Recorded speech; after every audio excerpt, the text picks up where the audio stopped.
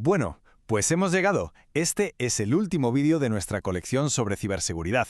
Fijaos, hemos recorrido un camino que ha sido la verdad fascinante y a veces, por qué no decirlo, un poco inquietante, ¿verdad? Hemos navegado por redes, protocolos y nos hemos metido de lleno en la mente de quienes defienden y atacan nuestras infraestructuras digitales. Y hoy cerramos este viaje. Y ojo, no lo hacemos con un manual técnico súper denso de esos que caducan mañana, sino con una mirada mucho más profunda a lo que realmente está en juego aquí.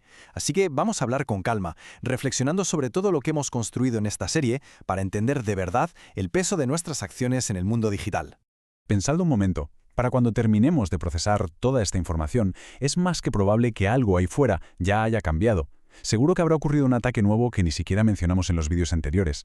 O habrá surgido una técnica que los especialistas todavía no han documentado. O habrá caído alguna empresa gigante que parecía invulnerable. Es que el mundo de la ciberseguridad literalmente no espera a nadie. Pero, y esto es clave, lo que verdaderamente permanece es el ecosistema que hemos aprendido a leer. Por eso de verdad os invito a quedaros hasta el final de este vídeo, porque lo que vamos a destilar hoy es básicamente la culminación de todo este aprendizaje, es esa pieza clave que hace que encaje todo el rompecabezas.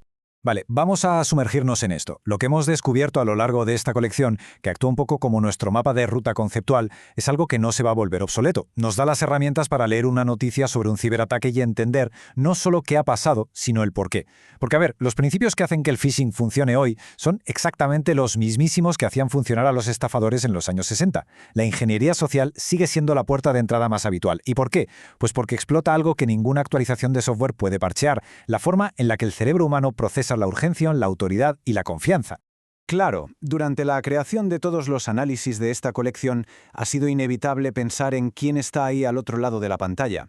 Seguramente habrá quienes hayan llegado buscando respuestas tras sufrir en primera persona un ataque o una brecha de datos, exactamente como le ocurrió a Elena, ese personaje ficticio cuya historia nos ha estado acompañando durante los vídeos para ilustrar la cruda realidad de estas vulnerabilidades.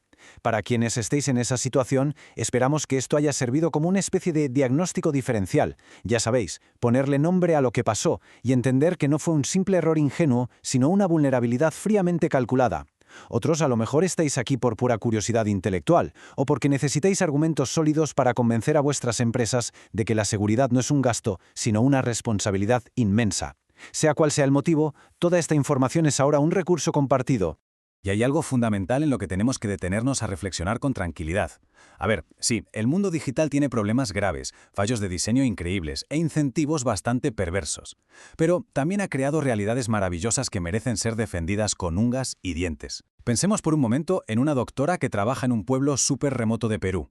Hoy, gracias a toda esta infraestructura de la que hablamos, puede consultar en tiempo real con especialistas en un hospital de Lima sobre un caso médico de vida o muerte. Y la cosa no se queda ahí, ni mucho menos. Estamos hablando de un periodista en Turquía que, gracias a la red, logra publicar la verdad que los medios locales intentan silenciar. O pensad en un estudiante de primera generación universitaria en cualquier rincón del mundo que de la noche a la mañana tiene acceso a exactamente los mismos recursos educativos que alguien matriculado en las universidades más prestigiosas del planeta. Es alucinante, ¿verdad? O imaginad a una investigadora de cáncer en Corea leyendo a primera hora de la mañana el último descubrimiento de su colega en los Países Bajos, o algo tan cotidiano y vital como una familia que ha tenido que emigrar, separada por fronteras, y que puede verse las caras cada domingo desde continentes distintos. Todo esto, que literalmente parecía ciencia ficción hace 40 años, es nuestra realidad de hoy. Y ojo a esto, porque todo depende absoluta y completamente de esas mismas infraestructuras frágiles y de esos servidores tan atacados que hemos estado analizando a lo largo de los vídeos. Así que no, la ciberseguridad no trata solo de proteger sistemas abstractos, trata de proteger estas conexiones, estas posibilidades vitales profundamente humanas. Ahora, lo que es realmente interesante de esta idea es esta cita. Como diría Stieg Larsson, todo el mundo tiene secretos, solo es cuestión de averiguar cuáles son. Y la verdad es que esa frase da en el clavo. Captura a la perfección la esencia de nuestra fragilidad digital.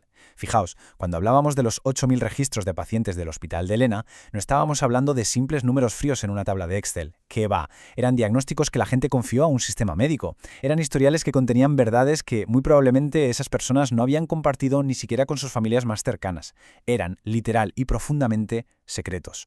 Y el problema viene cuando esos secretos acaban filtrándose al mercado negro. Ahí sufren una metamorfosis brutal. Ya no son simplemente datos, se transforman en poder puro y duro, en su forma más primitiva. Es el poder de quien posee información que otros harían cualquier cosa por mantener oculta. Por eso mismo, en el fondo, la ciberseguridad es ni más ni menos que una batalla encarnizada por el control.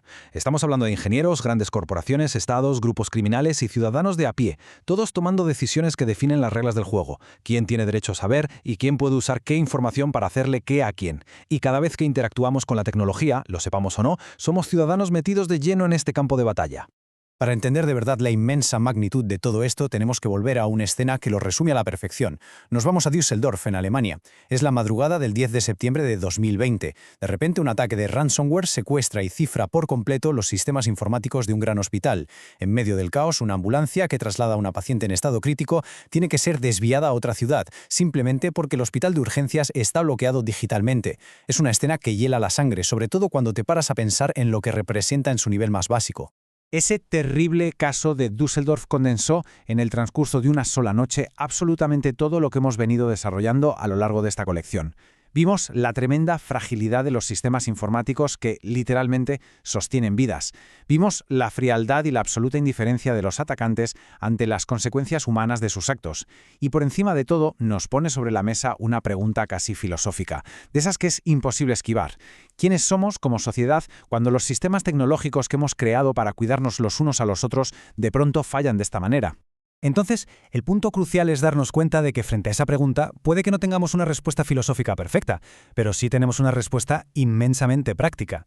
La forma en la que decidamos responder a esto, ya sea mirando para otro lado con ignorancia y negligencia, o asumiendo el control con una responsabilidad bien calibrada, es lo que va a dictar el resultado la próxima vez que alguien necesite una ambulancia a las 3 de la mañana. Porque, ojo, esta batalla que libramos no tiene el final escrito, y la diferencia entre perderla o ganarla no pasa por convertirse de repente en un genio de la informática, pasa simplemente por entender el terreno en el que nos movemos. Y entender ese terreno se traduce exactamente en lo siguiente. No hace falta esperar a que ocurra una catástrofe para que todo lo que hemos aprendido importe. Ya importa hoy. Importa muchísimo cuando tomas la decisión de, por fin, cambiar esa contraseña vulnerable que llevas reciclando desde hace años. Importa cuando te sientas a hablar abiertamente sobre la huella digital con los adolescentes de la casa.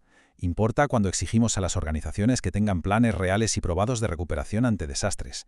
Y sobre todo, importa en ese valiosísimo segundo de pausa, ese momento en el que respiras antes de hacer clic en un correo que te exige urgencia absoluta.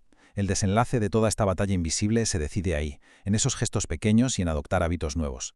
Bueno, antes de pasar a la reflexión final, y como este es oficialmente el cierre de nuestra colección de vídeos, quería dejaros una invitación muy sincera y, por supuesto, sin ningún tipo de compromiso. Si sentís que esta información os ha aportado valor, la mejor manera de apoyar este espacio es suscribiros al canal, darle un clic al botón de me gusta y activar la campanita de notificaciones. Es la forma ideal de asegurarnos de que podamos seguir explorando juntos, con esta misma calma y rigor, los temas que definen el mundo en el que vivimos. Y así hemos llegado al final. Toda la información técnica, los conceptos y las historias que hemos compartido ya son herramientas de dominio público. Ahora son vuestras. Una colección de análisis como esta, la verdad, no puede hacer mucho más que plantear las preguntas correctas y daros el marco conceptual para entenderlas. Las respuestas reales, las que importan a partir de hoy, están en manos de todos nosotros. Muchísimas gracias por vuestra atención, por vuestra curiosidad y por habernos acompañado hasta aquí. Cerramos esta colección. Es el momento de salir ahí fuera y observar el mundo digital con una mirada totalmente nueva y despierta.